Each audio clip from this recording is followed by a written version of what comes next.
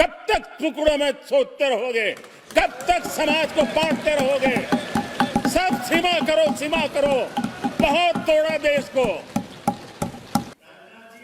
एक ही प्रोडक्ट बार बार लॉन्च करने के चक्कर में कांग्रेस की दुकान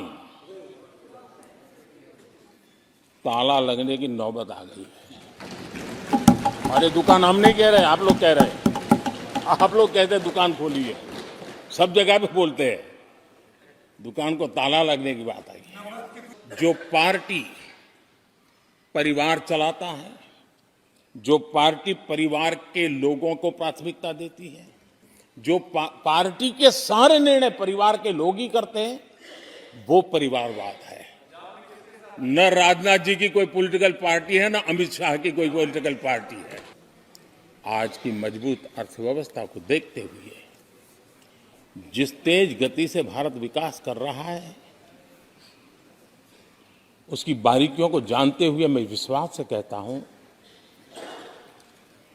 और इसीलिए मैंने कहा है कि हमारे तीसरे टर्म में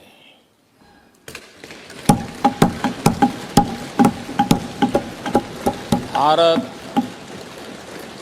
दुनिया की तीसरी बड़ी आर्थिक